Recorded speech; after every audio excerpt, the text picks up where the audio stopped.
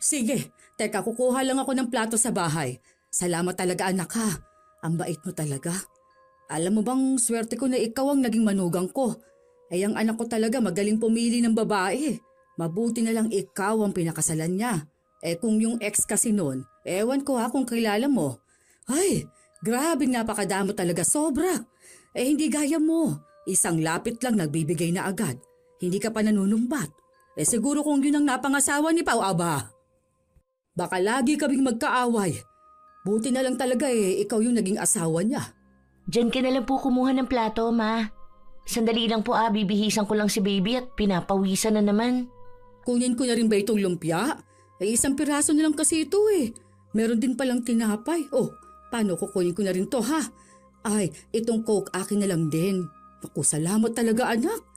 Punta na ako sa bahay. Hanggang saan ba pwedeng magbigay sa magulang ng asawa? Paano kung naaabuso na pala ang kabaitan na pinapakita mo? Ganon ang laging tanong ni Mariel dahil parang walang katapusan ang pambuburaot ng kanyang biyenan. Pero kada tatanggi siya ay kinokonsensya siya. Paano kung sa gawaing ganito ay may maapektuhan ng ritual galing sa itim na kapangyarihan? May magbabago pa ba? O may taong hindi kayang tanggapin ang sariling kamalian? Ay, ang cute-cute talaga ng apo ko na yan. Tignan mo, nagpapakarga sa mamala niya. Ay, kumain na ba to? Ay, opo Ma. Katatapos lang po namin kumain. Buti pa kayo. Anong ulam niyo?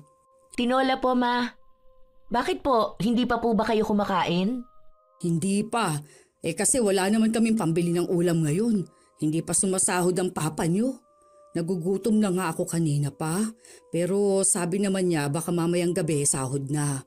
Buti na lang may natira pa kaming ulam. Yun ang pinabaon ko kay Lester. Ay, bakit hindi pa kayo nanghingi dito, Ma? Sana po kanina niyo pa sinabi. Hindi po ako nag-alok kasi akala ko may pagkain na kayo. May natira pa po kami dyan kasi kami lang naman ni Clea ang kumain. Baka naman wala nang ulam mamaya si Pao. Mamayang gabi pa naman po siya uuwi. Iba naman na po yung lulutuin ko mamaya. Gusto niya raw ng bopis pero mamaya ko pa naman po yung lulutuin. Hindi ba nakakahiya? Ay baka naman sabihin niyo na nanghihingi na naman ako.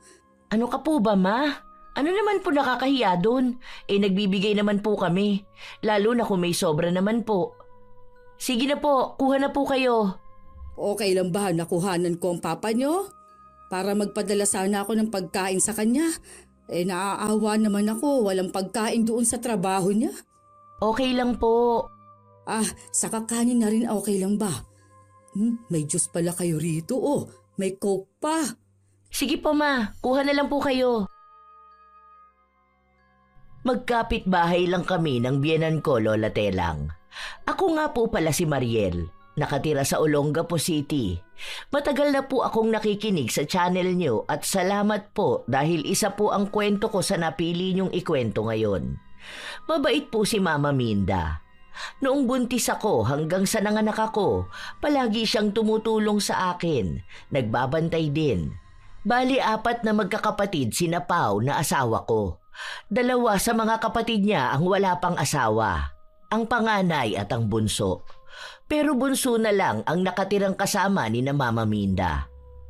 Ang napapansin ko lang talaga, madalas nang hihingi sa amin si Mama Minda. Bilang ako, hindi naman po ako madamot, Lola Telang. Lalo na sa magulang ng asawa ko. Una po sa lahat, pera naman po ng asawa ko yung pinanggagastos dito sa bahay. May online business din po ako pero hindi naman ganun kalaki ang kinikita ko. Isang araw, habang tulog ang anak ko, nagpunta si Mama Minda sa amin. Nak, baka naman may extra ka dyan? Pera po ba, Ma?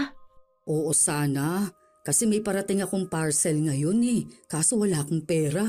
Kasi naman, yung binigay sa akin ni Papa nyo na ipambayad ko ng tubig. Hindi ko naman alam na ang mahal pala ng tubig namin ngayon. Parating na kasi yung rider. Mga magkano po ba yan, Ma? Wala pa po kasing binibigay sa akin si Pao. Ito na lang po munang benta ko sa ukay. 396 kasi to, pero kung kaya sana na 500 na lang. Sige po ma, eto na po oh. Ay, salamat anak. Bibili rin kasi ako ng asukal. Magluluto ako ng lugaw. Pagkain namin mamayang gabi. Po? Bakit naman po lugaw ang lulutuin nyo? Kasi nga wala na kaming pera. Alam mo naman, bayaran sa school ni Lester. Tipid-tipid na lang muna. Pero kung okay lang din naman akong makahingi ng grocery nyo, kahit yung delata lang. Sige po ma, kuha na lang po kayo. Hindi ko naman po alam na wala na kayong makain. Ayun na nga. Nahihiya naman din kasi akong manghingi. Yung panganay ko naman, hindi naman yung nagbibigay kasi nga panay rin siya travel. Ikaw lang talaga yung mabait. Kasi yung asawa ni Johnny, naka-block naman yata ako. Nung nakaraan kasi, nangihingi ako ng load para ako makatawag ako sa kanila. Hindi ko alam bakit bigla na lang akong naka-block. Baka masama na ata na manghingi ano. Parang mabait naman si Kyla, ma. Mabait naman siya, kaso hindi talaga siya kasing bait mo. Salamat dito anak ha. Sige na, magluluto na muna pala ako. Igisa ko na lang tong sardinas. Baka may bawang ka dyan? Pahingi na lang din ako. Nakakaawa naman talaga si Mama Minda kapag nanghihingi siya. Ako kasi, mabait talaga ako. Lalo na kapag may nanghihingi sa akin, tapos meron naman ako. Yung pamilya ko pala nasa probinsya, Lola Telang. Bali 2 lang kaming magkapatid ng ate ko. May asawa na kaming parehas, pero siya nasa probinsya pa rin kasama ang mga magulang namin. Nagpapadala ako ng pera sa bahay, pero bibihira lang kapag may kita ako o kaya mismong si Pao ang nagpipresenta na magpadala ako sa bahay. Ilang araw pa ang lumipas, paunti-unti na sa aming lumalapit si Mama Minda, lalo na kapag may kailangan siya. Minsan asin, minsan kape, asukal o kahit patubig na iinumin. Wala naman yun sa akin dahil hanggat meron kami, magbibigay ako. Isang gabi, pag uwi ng asawa ko, parang napansin niyang ang bilis na ubos ng grocery namin. Si Mama Minda lang naman ang pumupunta rito sa bahay. Nung nakaraan nanghingi siya ng sardinas kasi wala nga silang ulam. Tapos itlog na rin para daw magtorta siya. Tapos binigay mo naman. Malamang, alangan namang pagdamutan ko mama mo. Nagbigay kasi ako ng pera sa kanya eh. Imposible na wala siyang perang pambili. Sabi ko sa kanya mag-grocery siya kasi sabi niya sa akin na pinambayad niya ng kuryente at tubig yung sahod ni Papa. Nanghiram nga rin siya ng 500 sa akin kasi nga magbabayad daw siya ng parcel niya. Sabi ko sa iyo kapag ganyan na pera wag mo munang bibigyan si Mama eh. Ayoko nga, makukonsensya naman ako noon. Iisipin ko yun palagi na parang ang sama ko namang tao para magdamot. Saka mama mo yun eh. Yung mga pera na pinambili ng grocery natin, pera mo naman yan. Baka ano na lang isipin ni mama mo. Baka sumama ang loob niya. Pero hindi naman sa lahat ng oras. Ayoko rin naman magdamot kay Mama. Kaya lang kasi nagbibigay na ako ng pera sa kanya. Bukod pa yung bigay sa kanya ni Kuya. Tapos si Junie pa nagbigay ng pera sa kanya. Si Junie nga ay nagbayad ng tuition ni Lester eh. Saka isa pa, solo na nila yung sahod ni Papa. Ang sabi niya kasi sa akin wala talaga siyang pera. Tapos si Kyla, blinak nga siya. Imposible yun. Kausap ko si Kyla, siya pa nga nagsabi sa akin na nagpadala si Junie. Nagtatanong siya kung natanggap pa ni Mama kasi hindi raw nagre-reply sa kanya. Ay, ayan na naman si Mama eh. Kapag alam niya may hihingan siya, panay naman ang hingi. Tapos yung pera niya ay pambibili lang niya ng kung ano-ano. Malamang niyabang na naman niya sa mga kamag-anak namin yung pera. Hayaan mo na, pagkain naman yun. Paano nagbabudget tayo? Alangan namang humindi ako kapag nanghihingi siya ng kape. Nakakahiya naman yun. Hindi naman ako madamot. Hindi naman yun sa pagdadamot eh. Kasi naman... Hayaan mo na. Kasi paunti-unti lang din naman ang hinihingi niya sa atin. Akala ko po, Lola Telang, ayos lang ang ganon. Ang maging mapagbigay at mabait. Pero totoo nga na kapag nagbibigay ka, hindi ka natitigilan na hingian. Mas lumalaki na ang pabor na hinihingi ng biyenan ko. Bilang ako na taong hindi marunong tumanggi at nakokonsensya, kapag humindi ako sa pabor ng isang tao, panay na lang ako oo sa kanya. Ang hirap nang mag-load palagi eh. Sige na, pa-connect na lang ako sa wifi nyo. Kahit siguro magbabayad na lang ako ng 100 a month. Hindi naman marami ang nakakonect sa akin kasi ito lang na cellphone ko oh. Para hindi ako maboring ba sa bahay. Itatanong ko na lang muna po kay Pau. Eh bakit naman itatanong mo pa kay Pau? Eh, ikaw naman ang asawa niya. Dapat, ikaw din mas lamang na nagdedesisyon. Siya po kasi yung nagbabayad ng wifi eh. Kasi nga po kapag gabi nagla-live selling ako, kailangan ko po nun malakas ang internet. Hindi naman siguro makakaabala ang isang cellphone na nakakonek ano. Pero sige, ayos lang kahit na ayaw mo. Eh wala naman ako magagawa eh. Kahit na hindi sabihin ng anak ko, eh kapag ikaw na yung pumigil malamang, ikaw na yung pakikinggan niya. Ano ba namang laban ng nanay sa asawa, hindi ba? Eh, sige na nak, ayos lang. Hindi naman ako nagtatampo. Sige na po pala ma. Okay na po. Scan nyo na lang po itong nasa phone ko. Hindi na, wag na. Sige na, baka nakakaabala ako. Ilang araw akong hindi pinansin ni Mama Minda. Ako na yung nagkukusang pumunta sa kanya para magbigay ng ulam, tapos kinukumbinsi ko siya na ayos lang naman na makikonek siya sa internet namin. Nakukonsensya kasi talaga ako, Lola Telang. Hindi ako sanay na may taong nagtatampo sa akin, lalo na biyenan ko pa. Tapos magkapitbahay lang kami. Ayoko yung pakiramdam na parang may masisirang samahan o pamilya dahil lang sa naging madamot ako. Nagkabati lang ulit kami ni Mama Minda noong kumonek na talaga siya sa wifi namin. Maayos naman nung una. Hindi ko na lang sinabi sa asawa ko dahil nanay niya naman yun. Hanggang sa isang gabi, kailangan kong mag-live dahil marami akong kailangang mabenta. Nung mga panahon na yon, ang dami na talagang nag-aabang. Love, ang bagal ng internet. Hindi ako makapag-live oh. Ayaw pa rin gumana? Oo eh. Ewan ko, ilang beses ko naman ang pinatay tong phone ko. May problema yata. Pero kahit sa laptop ako kumunik, wala talaga eh. May problema kaya ngayon? Inalis ko naman ang connection ko kasi may load naman ako ngayon. Teka, check ko lang yung internet. Pahiram muna ako ng laptop mo. Sige, ang dami pa naman nag-aabang sa akin. New arrival pa naman to. Oh, bakit ang dami naman nakakonek dito? Kaya naman palang hina ng internet mo eh. Sino naman to? May nanghak ba ng internet natin? Hindi ko alam. Hindi naman kasi ako marunong sa mga ganyan eh. Papalit ako ng password tapos ibablock ko itong mga to. Ito hirap sa mga kapitbahay natin eh. Hindi na lang sila magpakabit ng sarili nilang wifi. Pangkabuhayan natin to eh. Ay, teka love. Kasi si mama nakakonect din sa atin. Baka mablock mo siya. Oh, bakit siya nakakonek? Di ba niloloadan siya ni kuya yung pang isang buwan na? Ewan ko kasi nung nakaraan nagtatampo siya sa akin. Nahihiya naman ako na hindi siya pakonikin. Paano kasi? Yun na lang din naman ang libangan niya. Baka si mama nagpakonek sa mga to. Kilala ko na yan eh. Baka pinagkakakitaan na naman niya to. Sa atin nakakonek tapos magbabayad sa kanya monthly. Ay, naku naman. May load yun kasi si kuya mismo naglo-load sa kanya. Bakit hindi mo man lang sinabi sa akin to? Hindi ko na nga pinaalam kasi parang wala lang naman to. Wala lang pero kita mo ngayon hindi gumagana yung internet mo. Naabala pa yung kabuhayan mo. Sa susunod magsabi ka muna sa akin ha. Kahit na mama ko pa siya, dapat alam mo pa rin yung boundaries.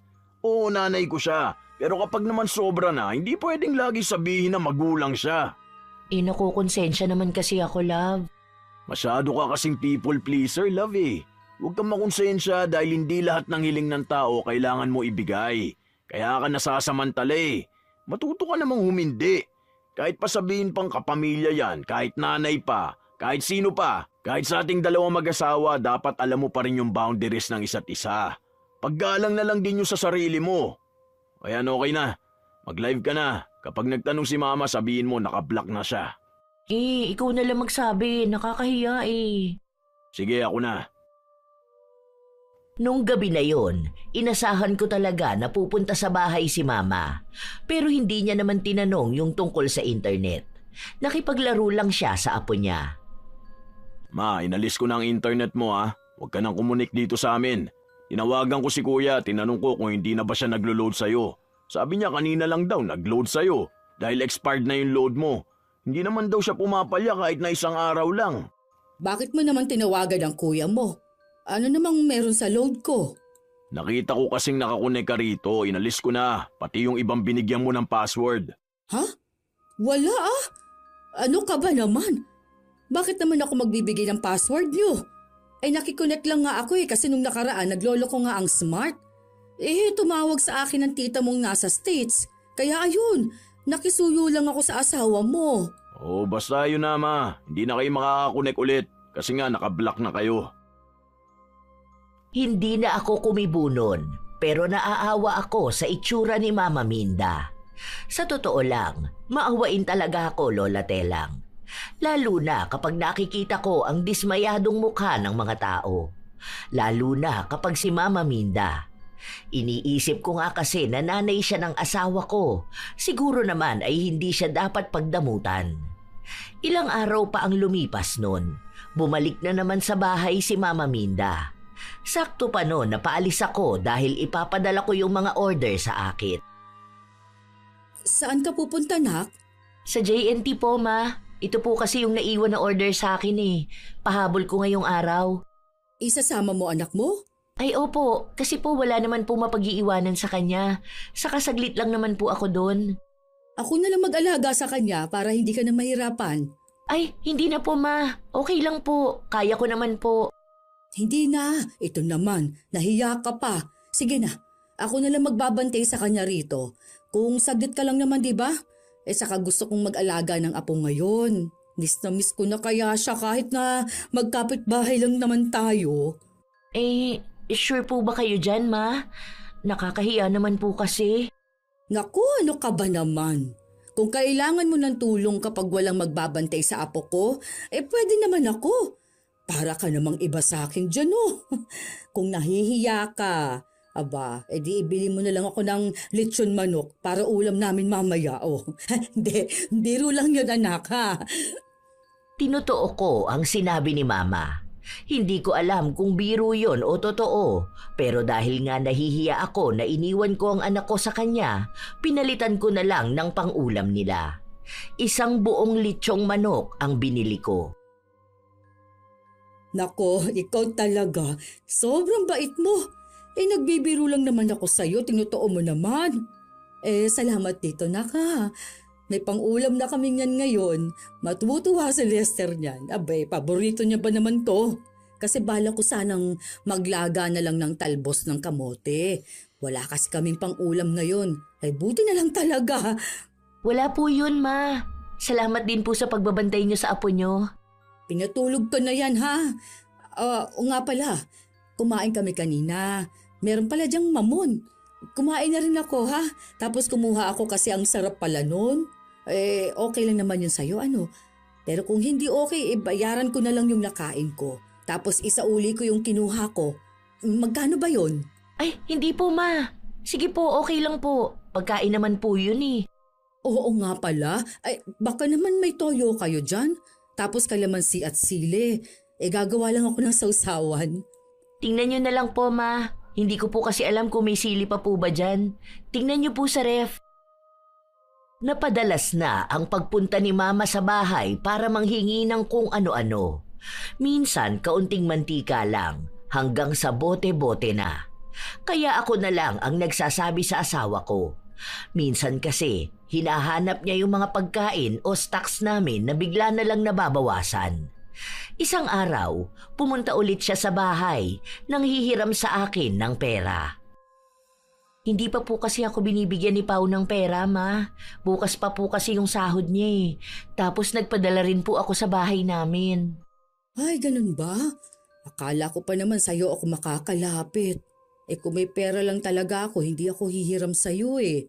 Kasi naman, itong si Papa nyo, hindi na naman nagbigay sa akin. Ewan ko. Kapag naman kinakausap ko, Ayun, laging nauuna ang galit sa akin. Aayusin ko lang sana ang requirements ko para nga doon sa ayuda. Wala pa po kasi talaga, May. Pasensya na po Ay siya, sige. Maglalakad na lang siguro muna ako. Malayo yun, Ma. Wala naman akong magagawa, wala naman akong pera. Magbabaon na lang ako ng tubig para kung sakali man na mauhaw ako sa daan 'di ba? Wala rin naman ako mabitbit na pagkain kaya pantawid gutom na lang din 'yon. Kung may mauutangan ako, hindi naman sana ako maglalakad. Sige na, para hindi na masyadong mainit sa daan. Ay, teka lang po, Ma. Sige po, pahiramin na lang po muna kita. Kaso magka-cash out pa po kasi ako. Magkano ba yan? 300 po, Ma. Gawin mo na kayang 500 para may pangkain na rin ako. Last money ko na po to, May. Wala pa pong nagbabayad sa mga pa-order ko. Ay sige, pwede na yan, pamasahe ko lang naman. Pero kung okay lang sa'yo baka may biskwit ka dyan. Baka naman pwede mo akong bigyan. Yan na lang kasi ang kakainin ko doon. Kung meron lang naman at kung gusto mo lang naman bigyan ako Kahit na ilang beses kong sabihin na susundin ko ang sinasabi sa akin ng asawa ko, hindi ko talaga magawa. Paano ba naman? Naaawa talaga ako kay Mama Minda. Paano kung totoo na maglakad siya papunta doon sa pupuntahan niya? Matanda na siya. Paano kung mapahamak siya sa kalsada? Ano na lang ang mararamdaman ko noon? Baka habang buhay ko pang sisihin ang sarili ko. Nakaya ko naman sanang tumulong pero hindi ko ginawa. Kinabukasan, walang pasok sa trabaho ang asawa ko. Nasa bahay noon si Mama Minda dahil gusto niya raw makasama ang apo niya. Love, naglista ka na ba ng mga bibilin sa grocery? Oo, yun lang naman din. Saka yung pagkain ni baby. Ako na lang ba magpupunta? Pwede namang ako na lang. Inaantok na rin naman tong anak natin Patulugin ko tapos dito ka na lang muna. Magpahinga ka kasi masakit ka mong likod mo. Ay, bibili na lang din pala ako ng efficacent para mahilot kita mamaya. Sabay na ako sa'yo papuntang bayan. May kukunin lang ako sa munisipyo. Akala ko ay talagang makikisabay lang si Mama nun. Pero sumama siya sa akin hanggang sa grocery. Habang pumipili ako ng mga bibilhin ko, pansin kong naglalagay na rin siya ng grocery niya. Akala ko pa nga ay makikisabay lang siya ng lagayan, pero nung nagbabayad na, isinabay niya talaga sa binili ko. Pinahiwalay na lang niya ng lagayan. Salamat dito anak Ang bait mo talaga. Mabuti na lang talaga sumama ako sa'yo mag-grocery. Itong mga pinamili ko, para talaga sa bahay. Para hindi na ako hihingi ng toyo at mantika sa inyo. Tapos baon ng papa ninyo tapos kay Lester. Mga sardinas na rin para kung wala kaming ulam may mailuluto kami. Sige po, Ma. Bibili ka rin ba ng karne? Sabay mo na rin yung sa amin Bala ko kasi magluto ng sinigang Hayaan mo, bibigyan na lang kita. Magdadala na lang ako doon. Huwag ka nang magluto ng panghapunan ninyo Hati na lang tayo. Tsaka sana manok. Tapos hotdog para pambaon-baon ganon. Hindi na ako kumibo. Nandun na kami. Nahihiya na akong tumanggi. Ang daming tao doon. Paano ko naman sasabihin kay Mama na hindi siya kasama sa budget namin? Sapat lang ang perang ibinigay sa akin ni Pao kaya hindi ako pwedeng sumobra doon. Saka nag-aabang din kasi si Mama. Baka mamaya bigla na lang siyang magalit sa akin. Ano na lang ang gagawin ko kapag ganon? Baka mahimatay na lang ako sa kahihiyan, lalo na kapag pinagtinginan ako ng mga tao. Yun pa naman ang kahinaan ko. Madalas na yun ang pinag-aawayan namin ng asawa ko. Pinababago niya yung ugali ko na ganon, pero paano ko naman yun mababago kung ganon na talaga ako lumaki? Mahirap naman kung biglaan. Nabili ko yung gusto ni Mama habang yung sa amin tipid na tipid. Nagpabili pa nga siya sa akin ng tinapay. Tuwang-tuwa siya nung umuwi na kami habang ako ay may halong kaba at stress. Akala ko nga ay hindi mahahalata ni Pao pero napansin niyang kakaunti lang ang pinamili ko. Bakit ganyan lang? Di naman niya naaabot hanggang sa next sahod ko Baka naman kapusin ka niyan. Okay lang, love. May hinihintay naman akong bayad sa akin eh. Para yun sa business mo, hindi mo yun pwedeng basta na lang gagalawin. Tapos magpapadala ka pa sa bahay nyo. Saka na lang yung sa bahay. Hindi pwede. Alam mo naman na hindi ka na tumutulong gaano sa bahay nyo eh. Magpadala ka naman sa mama mo. Bakit ba kasi ganyan lang ang napamili mo? Hindi. Kasi... Ano kasi... Ano? Nakisabay kasi si mama mo. Nahihiya naman ako tumanggi. Alam mo naman na hindi ako sanay sa ganun, di ba? Saka kasi akala ko makikisabay lang talaga siya. Tapos hiwalay na bayad niya kapag nasa cashier na. Kaso ako rin ang nagbayad nun eh. Ano? Nagabot na ako ng pera kay mama. Kako, pang grocery niya yon para hindi siya nanghihingi dito. Tapos nagpadala pa sa kanya si kuya tapos nagbigay ng pera si Junie. Yung sahod din ni Papa. Ang sabi niya kasi hindi nagbibigay ng pera si Papa. Hindi ko naman na itatanong kasi nakakahiya naman. Ano ba naman yan? Ako na lang kakausap kay mama. Di mo naman sinabi sa akin na nakisabay pa sa'yo. Nagbibigay naman ako ng pera eh. Sana hindi na lang ako nagbigay. Sana diretso na lang grocery. Total, yun naman talaga ang kailangan niya. Wag na, love. Hayaan mo na. Nakakahiya naman, baka isipin nila pinagdadamutan natin ng mama mo. Hindi natin siya pinagdadamutan. Gusto ko lang malaman ni mama na hindi pwede yung ganito. May pamilya na ako pero hindi ko naman siya pinapabayaan, di ba? Kung makakasira siya ng budget natin, dapat lang kausapin na siya. Hindi yung pagdadamot, pagtatama lang yun. Pinigilan ko pa ang asawa ko sa gusto niyang gawin. Paano? Kakausapin niya talaga ang mama niya. Kasama pa nga akong pumunta sa bahay nila kung saan nagluluto na si mama. Oh, nak, mamaya pa itong ulam natin, hindi pa kumukulo. Ma, ano ba naman yan? Di po ba nagbigay ako ng pang-grocery sa inyo? Nakisabay pa kayo sa budget namin? Hindi ba pwede anak? Masama ba yun? Hindi ko naman alam na magagalit ka. Hindi ma, okay lang po yun. Tara na, love. Hayaan mo Teka. na. Maalam nyo naman po na hindi naman ganun kalaki ang sahod ko eh. Tumutulong naman po ako rito sa bahay, di ba? Nagbibigay ako ng pang-grocery nyo. Pero sana naman respetuhin nyo rin yung budget namin. Hindi lang to isang beses, ma. Alam ko meron kayong hinihingi sa asawa ko na hindi niya sinasabi sa akin. Pasensya ka na anak. Hindi ko naman alam na sasama ang loob mo.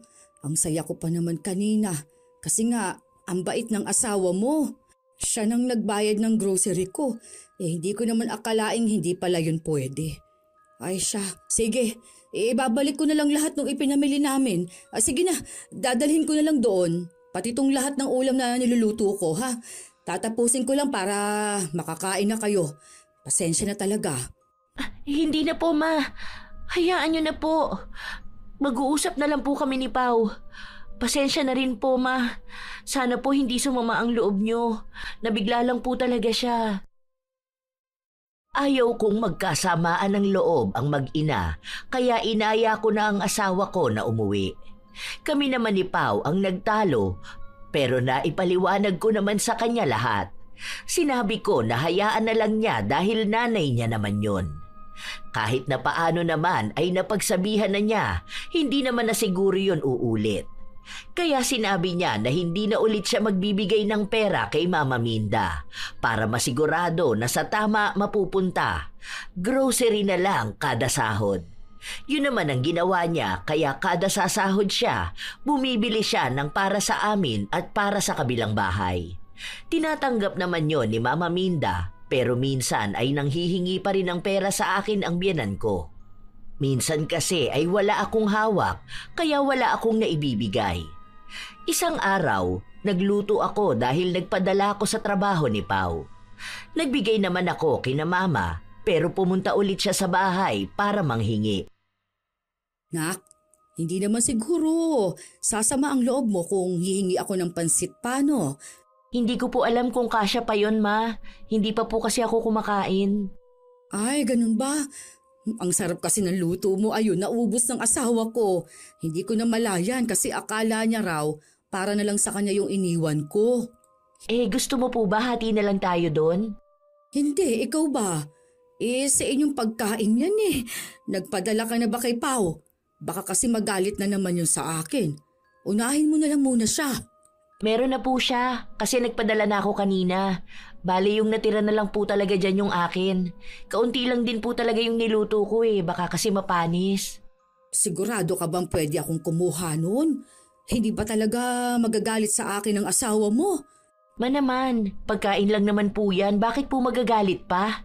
Hindi naman din po yan makakarating sa kanya. Hindi naman po ako magsusumbong sa kanya. Sige. Teka lang, kukuha lang ako ng plato sa bahay. Salamat talaga, nak, ha? Ang bait mo talaga. Alam mo bang swerte ko na ikaw ang naging manugang ko?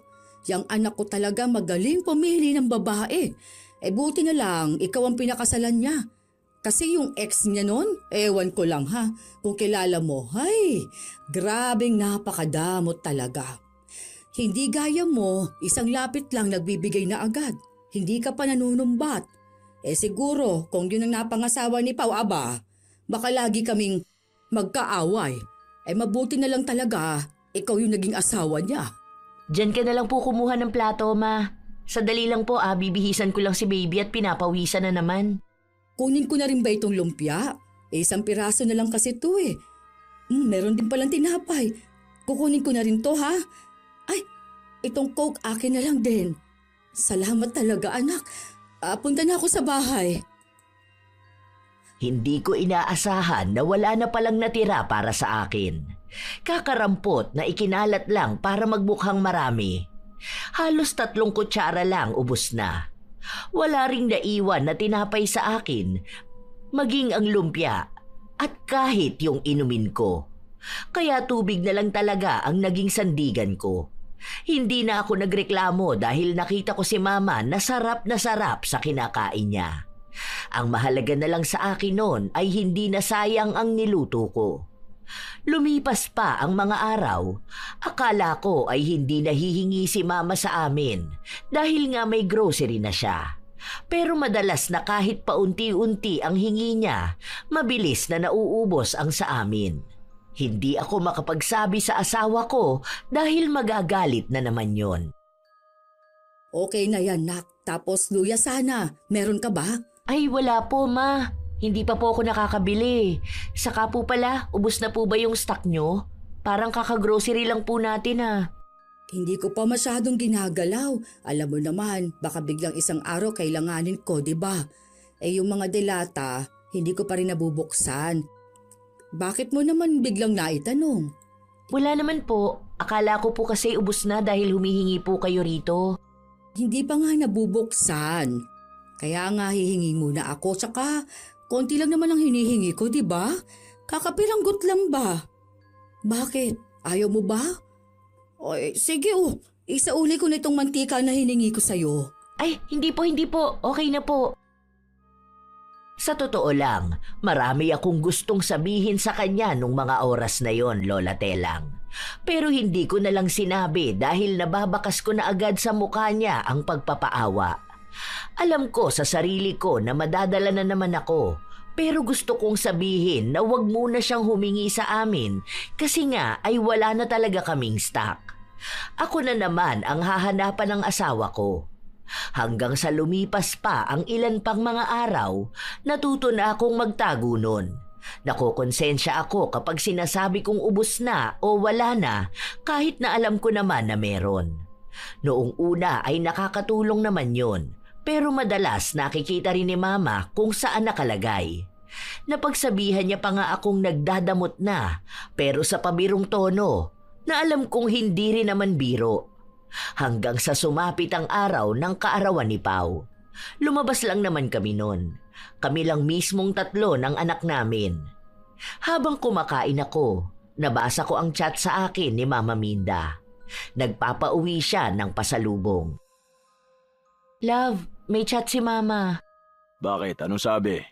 Uwian daw natin siya ng spaghetti saka burger.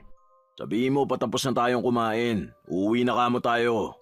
Nakakahiya naman kung hindi tayo mag-uuwi ng pagkain para sa kanila, di ba? Imagine kumakain tayo ngayon sa masarap na kainan, tapos sila nasa bahay lang nila. Parang bigla akong nakonsensya. Ayan ka na naman. Huwag mo naman akong simulan ngayon. Birthday ko, love. Ayoko naman ng stress. Chat kasi ng chat sa akin si mama Naaawa naman ako. Huwag kang makonsensya kung kumakain tayo ng masarap tapos sila hindi. Huwag kang mag-alala dahil kumakain din sila ng masarap pero hindi tayo kasama. Lalo na si Mama. Ang daming pera nun. Kung saan-saan na lang yung kumakain, akala mo ba?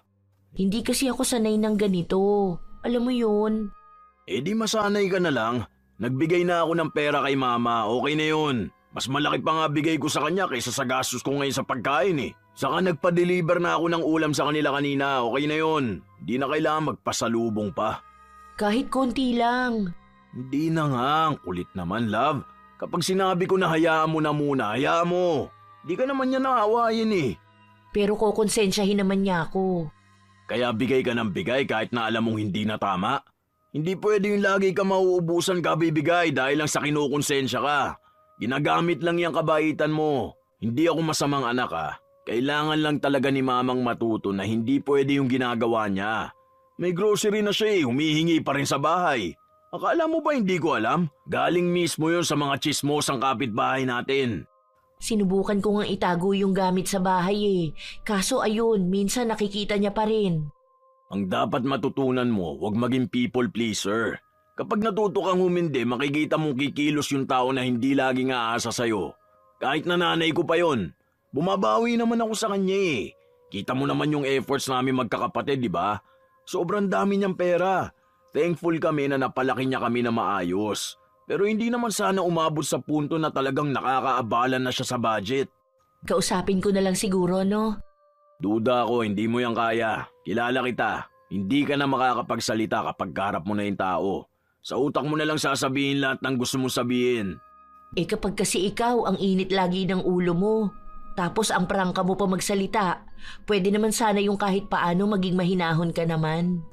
Ganito ang boses ko, hindi ko na ito mababago. Kung ano-ano na lang pinag-uusapan natin eh. Kumain na tayo. Birthday ko ngayon. Gusto ko masaya lang tayo palagi. Kahit na anong pilit ko sa asawa ko, hindi siya bumili ng pagkain na iuuwi niya sa bahay ni na Mama Minda. Kinabukasan nun, hiniritan ako ni Mama. Wala na nun si Pao dahil nasa trabaho na siya. Dali na, luto ka na kahit na spaghetti man lang. Meron naman kayo dyan, hindi ba? Eh kaso, hindi pa po kasi ngayon iluluto yun. Malapit naman na po ang Pasko, Ma. Oo nga pala. Paano natin gagawin yan? Yung sama-sama na lang ba ang handaan natin? Uuwi naman dito sina Junie. Yun nga rin po ang napag-usapan namin ni Pao. Ang sabi ko nga dito na lang natin ilabas yung handa. Bali maglagay na lang siguro tayo ng trapal. Ano po sa tingin niyo, Ma? Basta, sa akin, kahit na ano lang. Basta masaya na ako kapag sama-sama tayo. Kayo naman na maghahanda, hindi ba? Tutulong na lang siguro ako magluto noon. Magbibigay naman po ng budget para sa Pasko si Pao eh. Ako na lang po ang magsasabi sa kanya.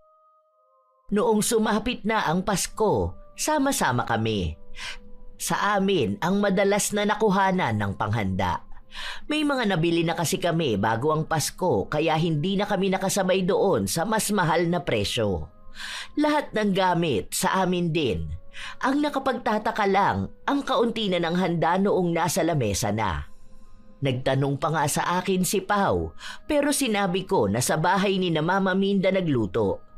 Imposible naman kako na itatago yon. Ayoko na lang mag-isip ng kung ano-ano dahil araw yon ng Pasko. Umuwi rin yung mga kapatid ng asawa ko. Kung magtatalo pa silang mag-ina doon, ano pang silbi na sama-sama kami? Hanggang sa natapos na ang Pasko, natipid namin noon ang handa. Nagtataka pa rin talaga ako bakit ganun lang yung handa natin. Ang konti nung salad. Di ba marami yung pinagawa ko? Ilang fruit cocktail yun ah. Malalaking lata pa. Parang isa lang yung ginamit. Baka naman hindi lahat binuksan ni Mama. Ano naman ang gagawin ni Mama doon kung sakali man? Aba malay ko, baka mamaya binenta niya na mas mahal. Alam mo naman yun, madiskarte. Sa sobrang diskarte noon, parang lahat na tayo nautakan niya. Hindi na lang ako nagsalita dahil baka magkasamaan pa kami ng loob. Ewan ko ba?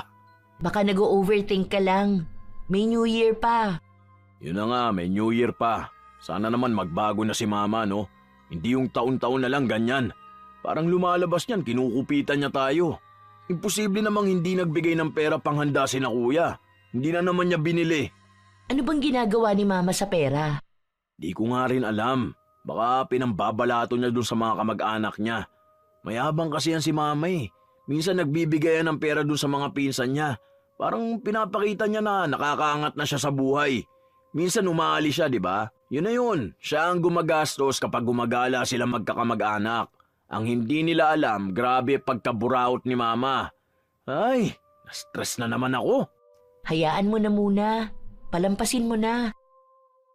Lagi na lang yon ang sinasabi ko, kahit ang totoo, hindi naman talaga dapat pinapalampas yung ganong bagay.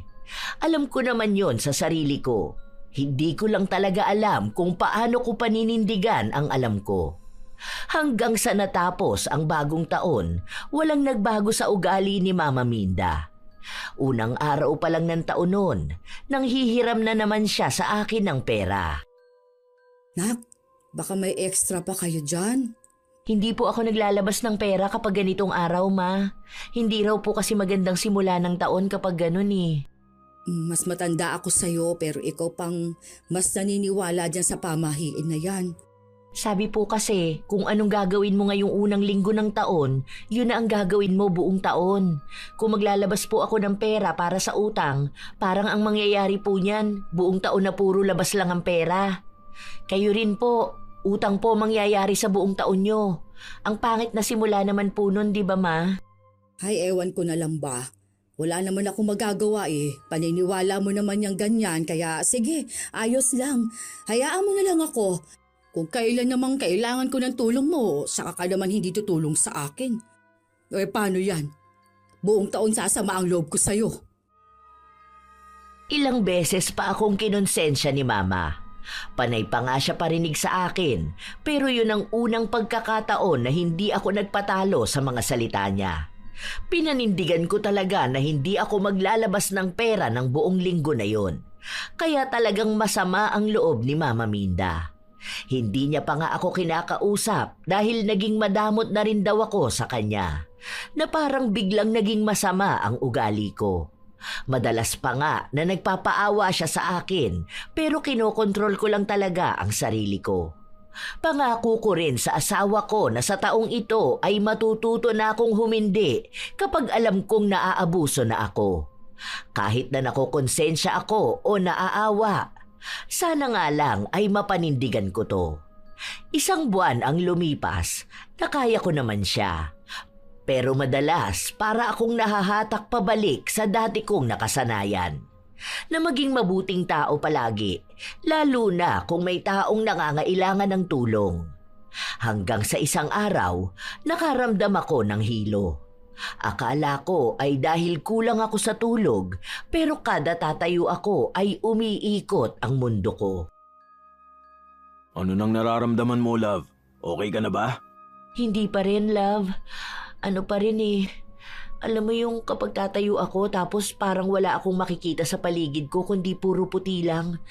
Tapos parang may mga umuulan na black-black. Kanina nga sinubukan kong tumayo eh, kasi kukuha sana ako ng pagkain. Kaso ayun, akala ko mahihimatay talaga ako. Para ako nakalutang sa ulap. Kakulang ka sa dugo, no? Sige, bukas hindi ako papasok, pupunta tayo sa ospital. Kailan pa ba yan? Kapag ganyan na nakahiga ka lang o kaya nakaupo ka, okay naman ba? Iniisip ko rin baka sa radiation niya ng gadget eh. Kasi madalas ka nakatutok sa phone tapos sa laptop mo. Lalo na kapag nag-live selling ka. Hindi ah. Imposible naman yun. Kasi no naman ganito na ginagawa ko, di ba? Hindi naman ako nahihilo ng ganun kalala. Ngayon nakahiga ako. Ayos naman ako. Kapag tumatayo lang talaga ako. Baka nga kulang ka sa dugo. O kaya may problema na sa mata mo. Sabi mo pa naman sa akin noong nakaraan parang ang labo na ng mata mo. O sige, magpahinga ka na muna. Kung may kailangan kang kunin tapos tatayo ka, sabihan mo na lang ako ha. Gisingin mo na lang ako. Akala ko nung una ay simpleng hilo lang talaga yon. Nagpunta kami sa ospital. Nagbigay ng vitamin sa akin para daw sa dugo. Umiinom naman ako noon pero hindi naman tumatalab sa akin. Mas lalo akong nahirapan noon dahil hindi ko maalagaan ang anak namin. Mabuti na lang tumutulong na nun sa akin si Mama Minda pero may kapalit. Hindi ako nakakatayo kaya hindi ako nakakapagluto. Ang nangyayari, si Mama Minda ang tao sa kusina. Hindi ko alam kung ano yung minsan niyang kinukuha para daw sa bahay nila. Para daw baon o kaya ay kakainin at merienda. Sobrang problemado talaga ako noon, Lola Telang. Dahil iniisip ko, paano kung gano'n na ako habang buhay? Paano na ang pamilya ko? Hindi naman pwedeng lagi na lang akong nakahiga. Kaya sinubukan ko ulit tumayo. Pero sa pagkakataon na yon, bigla na lang akong bumagsak. Hindi naman masakit ang ulo ko pero wala talaga akong maramdaman kapag nakatayo ako. Naku, nak, ano ba ginagawa mo? Hindi bang sabi ko huwag ka na kasing magkikikilos? Ako na lang ang bahala dito sa inyo. Hindi naman po kasi pwede na ganito lang ako palagi. Ayoko maging pabigat.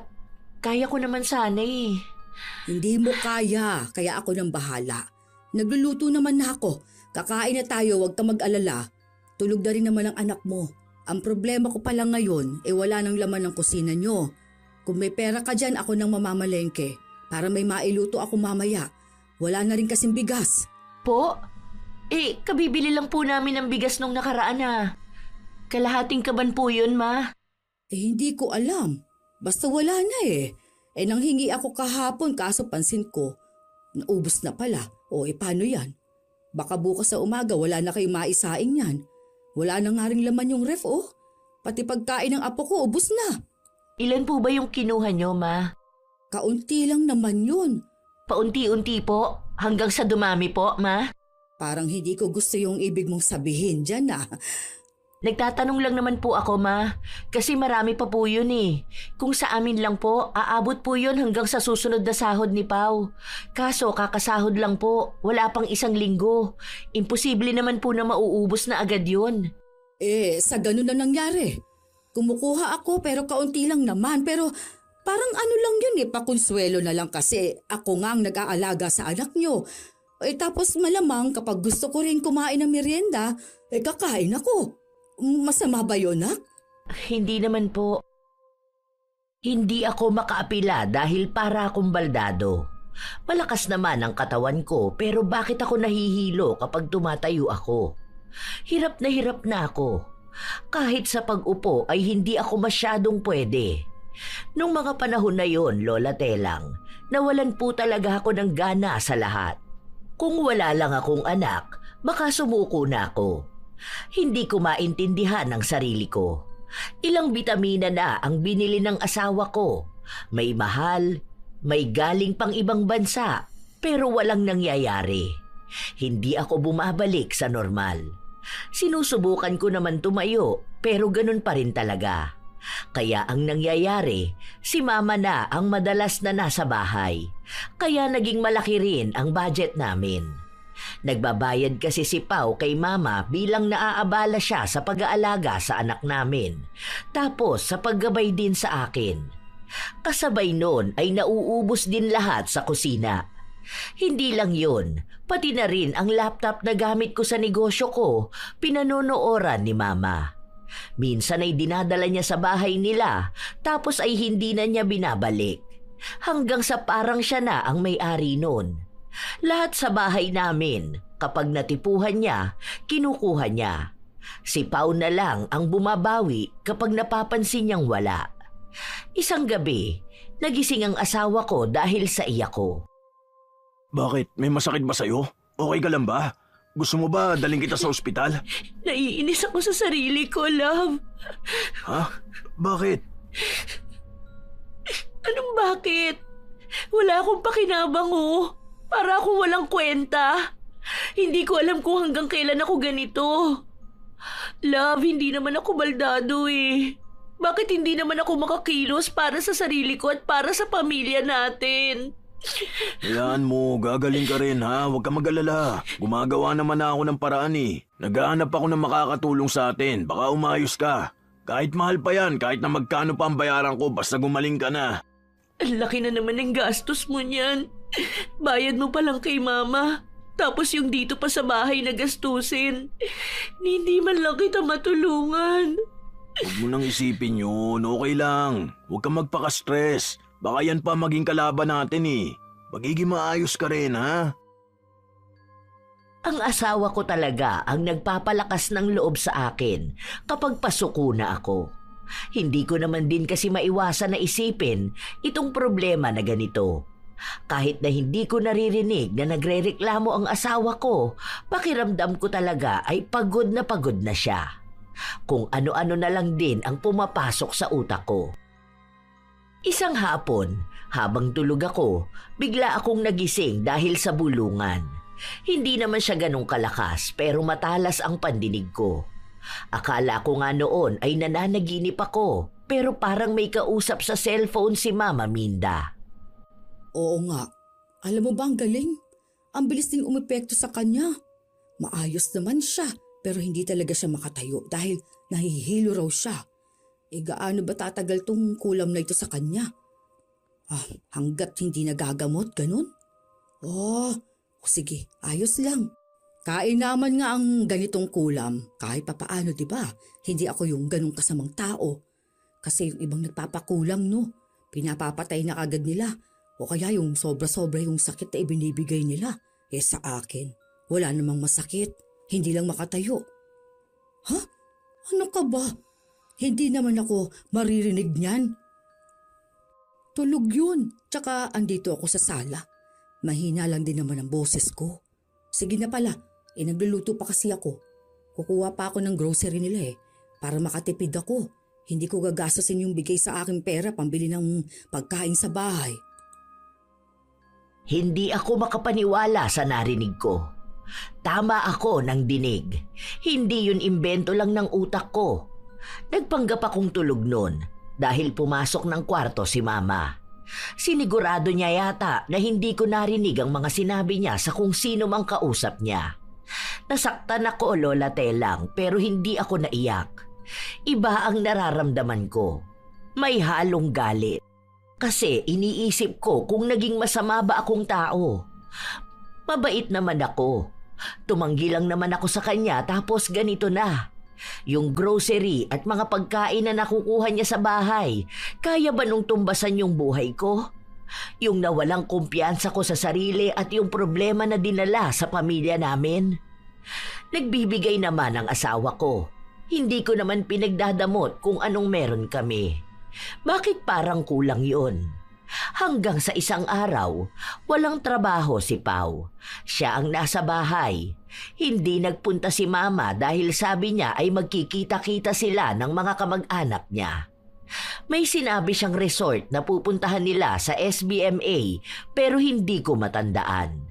Malamang ay mahal yon at baka siya na naman ang sumagot dahil ang dami niyang pera. Ay, wala na agad tayong stocks? Yung mga pagkain ni baby wala na rito. Pati ba naman gatas niya? Bakit naman ganito? Pati gasol natin paubos na. Dito ba nagluluto buong barangay? Dito ba sila nag-grocery? Si Mama naman hindi naman inaayos dito. Kaya mas gusto ko pa mag-hire ng ibang tao Kaya lang hinaharang niya naman. Wala akong maluluto, love. Puro tubig lang laman ng ref. Order na lang ako. Anong gusto mo? Love, naniniwala ka ba sa kulam? Ha? Anong pinagsasasabi mo? Parang ang layo naman ng tanong ko. Hindi ba? Na ano lang ako kung naniniwala ka sa kulam. Hindi ko alam. Di pa naman ako naka-encounter ng tao na nakulam Pero yung mga barkada ko, yun, sabi nila may nakilala na sila o ano. Mga galing kasing probinsya yung mga yun Parang dito wala naman. Ewan ko lang depende siguro. Bakit mo naman naitanong? What if lang naman na nakulam ako? Ha? Sino naman kukulam sa'yo? What if lang naman Ewan ko. Baka kaya hindi ako gumagaling sa painom-inom ng vitamins. Tapos wala naman din akong sakit, di ba? May kakilala ka bang albularyo? Wala pero yung tropa ko marunong daw siya manggamot. Di ko alam kung totoo ba o trip niya lang yun. Teka, chat ko siya. Hindi nagdalawang isip ang asawa ko na tawagan ng kaibigan niya. Pero wala rito yung kaibigan niya. Nasa Makati raw tapos babalik siya sa Biyernes pa. Kaya sabi ng asawa ko, hindi na lang siya papasok para nga masamahan niya yung kaibigan niya dito sa bahay. Ilang araw pa ang lumipas, hindi ko na masyadong kinakausap si Mama. Kasi alam ko na yung ginawa niya. Naghihintay na lang akong gumaling. Tapos saka ko sasabihin sa kanya yung mga nagawa niya. Hindi niya pa rin pala alam na lumapit na kami sa albularyo dahil masyado pang buo ang kumpiyansa niya na hindi ko pa alam. Ay, bakit hindi pa ba kayo bumibili ng stocks ninyo? Hindi na raw po kami magsastock, Ma. Ha? Bakit naman? Paano naman yung pagkain nyo? Sabi ni Pao, magpapadala na lang daw po siya ng order dito sa amin. Kami lang naman ni Baby eh. Kahit daw bumili na lang ng pagkain sa labas. Mas makakamura naman kayo kapag dito sa bahay nagluto. Ganon din naman po ang gastos, Ma. Mas mahal pa nga. Kasi yung budget namin ang bilis pong maubos. Kaya okay na rin po sa akin yung gusto ni Pao. Siguro po saka na lang kami magluluto sa bahay kapag okay na po ako. Ay, ganon. Hindi dapat ganyan ang mindset ninyo, ha? Sa halip na makatipid kayo, lalo nyo lang pinapamahal ang gastos ninyo. Hindi naman po, Ma. Nag-compute na po kami. Saka tama naman din po si Pao. Paano naman ako niyan? Paano ako kakain yan? O ano to? Hindi na ba ako magbabantay sa inyo? Pwede naman po. Kasi po kukuha naman daw si Pao ng yaya ng anak namin. Tapos ako, medyo pagaling naman na po ako. Pagaling? Paano mo naman nasabing pagaling ka na? Makikita nyo na lang po, Ma. Huwag nyo na po yun problemahin. Ang alam ko rin po, nagbabayad si Pao para po sa ginagawa nyo rito sa bahay. Halata ang inis kay Mama Minda. Hindi lang talaga siya sanay na hindi kami pumapabor sa kanya, lalo na ako. Paano ba naman, hindi na rin mawala sa isip ko ang ginawa niya. Ayokong magalit o magtanim ng galit sa kanya. Ang gusto ko na lang ay gumaling ako. At kapag napatunayan namin na nakulam nga ako, ang usapan namin ni Pao, lilipat na lang kami malapit kina mama ko. May bahay kasi ako ron at tuwing bakasyon lang kami nagpupunta. Dito namin pinili tumira dahil nga naaawa ako noon kay Mama Minda na gusto niya raw masubaybayan ang apo niyang lumaki. Tapos lahat na lang daw ng anak niya ay nasa malayo. Pero ngayon, mukhang alam ko na kung ano ang tunay na dahilan. Sumapit ang Biyernes. Nagulat si Mama nung nakita niyang umuwi si Pao tapos may kasamang isang babae. Oh, sino naman yan? Tropa ko po, Ma. Sige po, Ma, balik na kayo sa bahay. May gagawin lang kami dito. May gagawin kayo? Ano ba yan? Bago mong babae? Hindi, Ma. Tropa ko po to. Albularyo. Ha? Albularyo? Bakit naman kayo kakausap ng albularyo? Anong meron? Basta po, Ma. Hindi kasi maganda. Yung basta na lang kayo lalapit sa albularyo. Baka mamaya peke yan tapos malasin pa ang buhay ninyo. Hala, sige, kayo rin. Paalisin mo na yan. Sinabi ng babae na hindi siya peke at marami na siyang nagamot na nakulam. Nasa lahi na raw nila yon at ang lola niya ang isa sa sikat sa lugar nila. Kahit nga raw nasa malayong lugar ay dinadayo pa sila. Kulam? Anong kulam? Naku, huwag kayo magpapaniwala sa ganyan, nak. Kailan ka pa naniwala sa mga ganyan? Wala naman pong masama kung susubukan namin. Wala naman mawawala kung magpapagamot ang asawa ko sa albularyo eh. Sa ito lang din po yung naiisip namin paraan. Bakit niyo ba ako pinipigilan? Ay, naano ko lang kasi. Alam mo na. Hayaan niyo po kami. Desisyon namin to mag-asawa. Depende na lang po kung may kinakatakot kayong mangyari, Ma. Ha? Wala naman.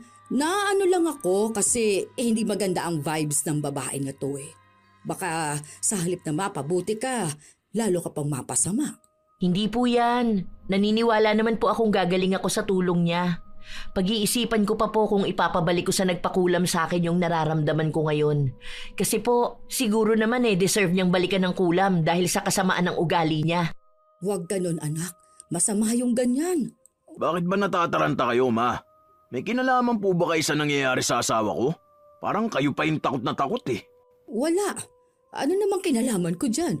Wala naman akong alam sa black magic na ganyan ano. Niwala nga akong kilala na mangkukulam. Meron po, Ma. Narinig ko kayo na nakikipag-usap sa mangkukulam. Sinabi niyo pa nga po na mabuti na lang mabait ka kaya ito lang ang ginawa mo sa akin. Mabait pa po ba to? Sinamantala nyo na nga po lahat sa amin, tapos ngayon ayaw nyo pa rin po akong gumaling? Para ano po? Para malaya kayong makakilos na kumuha ng kahit na ano sa bahay namin? Hindi ko alam kung anong sinasabi mo. Basta huwag na lang kayo lumapit dyan sa albularyo na yan. Mukha namang hindi yan totoo. Hihingan lang kayo ng pera niyan eh. Huwag kayong magpapaniwala sa mga scammer. Hindi kami nakinig kay Mama. Sa halip ay mismong si Pauna ang nagpalabas sa kanya. Panay pa nga siya katok sa bahay. Binubulabog niya talaga kami para lang hindi matuloy ang paggamot sa akin. Baso ang ginamit ng albularyo. Walang tubig pero may mga orasyon siyang ibinulong doon. Matapos yun, nagliwanag ang lahat ng paningin ko. Wala na akong maalala sa mga sumunod na nangyari pero nagising na lang ako na wala na yung albularyo. Ang sabi ng asawa ko, mga 4 na oras na raw akong tulog matapos kong magsisigaw sa sakit. Sumigaw talaga ako? Wala akong maalala eh. Ang alam ko lang maliwanag tapos ito na, nagising na ako. Normal lang daw yun, sabi ng kaibigan ko. Bali ang nasaktan daw noon ay yung mangkukulam. Nakakakilabot kanina. Kukunan ko na sana ng video eh. Kaso hindi ko na ginawa. Natakot na ako eh. Nagtaasan talaga ang balahibo ko. Kasi parang naglalaban sila tapos sa katawan mo pumasok yung sa mangkukulam. Pero mabuti na lang magaling yung kaibigan ko na yun. Natalo niya yung mangkukulam. Ano na raw ang mangyayari sa akin? Maayos ka na raw. Pwede mo na nga subukan tumayo eh. Kinakabahan naman ako. Hindi yan, magtiwala ka lang. Hawak ka sa akin. Aalalayan kitang tumayo. Kinakabahan pa akong tumayo noong una pero nung tumayo na ako, hindi na ako nahihilo. Medyo nanibago ako dahil halos 2 buwan akong nakahiga lang. Tuwang-tuwa kami ng asawa ko. Naluluha pa nga ako eh. Ang buong akala ko kasi ay wala na akong pag-asa. Mabuti na lang at nalaman ko kaagad bago pa tumagal, kaya naagapan din. At pasalamat ako na pinaniwalaan din ako ng asawa ko at siya mismo ang gumawa ng paraan para gumaling ako. Hindi na ako nahihilo. Nakakakilos na ako ng maayos. Ay, salamat sa Diyos. Ay, maaasikaso ko na rin ang pamilya natin. Ibig sabihin nakulam ka talaga, no? Si Mama ba talaga? Pero grabe naman kung ganun. Hindi ko alam na may kakilala siyang mangkukulam. O kaya baka nakilala niya lang tapos inalok siya. Yun ang narinig ko mula sa kanya. Ewan ko kung bakit niya yun ginawa sa akin. Baka dahil sa hindi ako nagbibigay sa kanya. Kasi bago yun nahilo ko, tumanggi ako dun sa gusto niya eh. Sobrang sama ng loob niya sa akin tapos biglang yun na. Kausap niya sa call, ibig sabihin kilala niya. Ay, si Mama talaga. Tuloy na natin yung plano natin. Lilipat na lang tayo ng bahay. Pero hindi pwede rin sa probinsya nyo.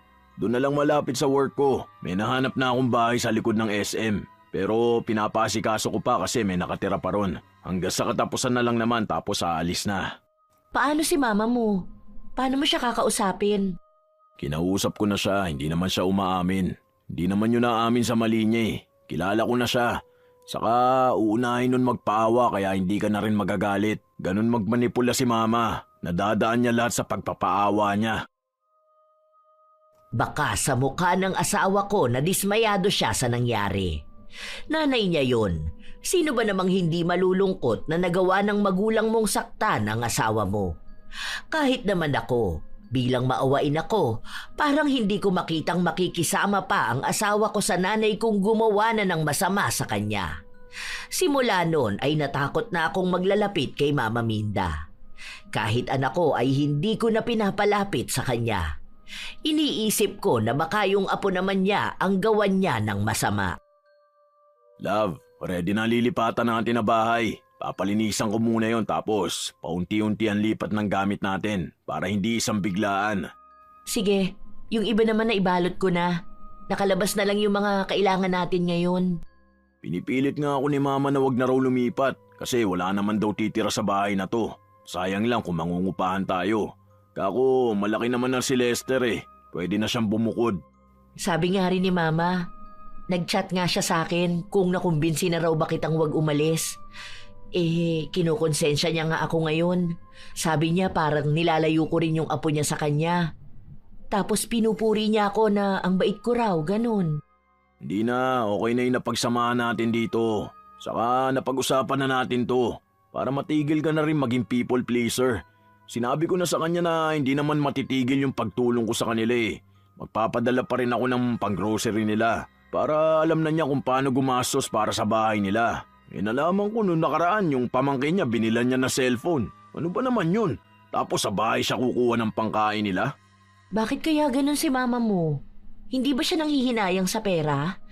I mean, pwede ka naman magbigay pero wag naman ganun kaluho. Ako ngayon ko lang din naman yun napagtanto. Buti na lang natauhan ako. Kasama ata yun sa niritual sa akin ng albularyo. Di ko alam kay mama. Tinanong ko nga siya kung siya ba nagpakulam sa'yo, ayaw naman niyang umamin. Baka daw mali lang yung narinig mo nun. O kaya baka nananaginip ka lang daw. Saka wala naman daw siyang kakilala na mangkukulam. Hindi ko na rin naman siya pinipilit eh. Hayaan na natin. Ang gusto ko na lang umiwas sa lumayo. Natatakot ako para sa pamilya natin. Sana lang hindi na niya ulitin. Ilang araw pa ang lumipas na hindi ko kinikibo si Mama Minda. Kahit mga tawag at chat niya sa akin, hindi ko sinasagot. Wala pa rin naman kaming ibang pag-uusapan. Hanggang sa isang araw, nagpunta siya sa bahay. Nak, hindi mo pa rin ba ako kikibuin? Bakit ba masama ang loob ninyo sa akin? Wala po rito si Pau. Mamaya pa po yun uuwi. Mabuti na lang maayos ka na, Nak. Kumusta naman kayo rito? Masama pa rin ba ang loob ninyo sa akin? Sige, kung gusto ninyo, ganito na lang ang samahan natin. Sa wala naman ako magagawa kasi nga may mga sarili naman kayong buhay at desisyon, hindi ba? Ganyan po ba talaga kayo, Ma? Ni hindi nyo man lang inamin kung ano yung mali nyo? Ni hindi ko po alam kung anong malinaw na dahilan kung bakit nyo po ako pinakulam. Nak naman, hindi ko naman magagawang magpakulam ano. Ni hindi nga ako naniniwala sa ganyan. Niloloko lang kayo ng albularyo na yon. Kayo naman naniwala kaagad sa kanya. Masisira ba ang relasyon natin ang dahil lang sa haka-haka na kulaman na yan? Hindi ko na po kayang magtiwala sa inyo, Ma. Ako po mismo yung nakarinig nung sinabi nyo. Kahit na itanggi nyo pa sa aming lahat, alam nyo po sa sarili nyo kung ano yung nagawa nyo. Ang hirap na pong magtiwala eh. Kasi po nagawa nyo na po ng minsan. Kaya nyo po ulit gawin. Baka mas malala pa. Kung hindi sa akin, baka sa anak nyo o sa apo nyo. Hindi ko po talaga alam kung bakit eh. Dahil po ba sa gusto nyong makatipid kaya hihingi kayo sa amin? Gusto nyong kumukuha nung sa amin? Ewan ko po, hindi ko na po gaanong iniisip yun. Kasi ako lang din ang mai-stress. Basta alam ko sa sarili ko, wala akong masamang ginawa. Saka kapag may kailangan ako, nangihingi naman ako sa inyo, hindi ba? Sana po, balang araw Ma, makita nyo yung mali dyan sa ginagawa nyo. Ayaw sana naming umalis eh, pero kailangan. Hindi na po to healthy sa amin. At mas lalong ayoko rin pong lumaki ang anak ko na ganito ang nakikita niya. Mababait po ang mga anak nyo, Ma. Responsable sila. Hindi nila kayo pinapabayaan pero kayo po yung umuubo sa kanila. Hindi lang po to basta pambuburaot nyo. Kasi may mga mas malalim pa po tong dahilan eh. Kasi hindi nyo naman po magagawang magpakulam ng tao para lang sa gusto nyo. Kung ako nakokonsensya kapag tumatanggi ako sa mga hiling nyo, kahit na nagiging abusado na kayo. Hindi ko po alam kung bakit hindi man lang kayo nakonsensya nung nagpakulam kayo. Hindi umamin si Mama sa mga pagkakamali niya. Pinagpipilitan niyang hindi niya ako pinakulam at hindi ko naman din daw yun napatunayan. Hindi ko na lang siya pinatulan dahil wala naman akong dapat pang patunayan. Tinanggap ko na lang yung ginawa niya pero hindi ko alam kung kailan ako magpapatawad. Lumipat kami ng bahay at hindi namin sinabi sa kanya. Pero kahit na nasa malayo na kami, minsan ay tumatawag siya sa akin.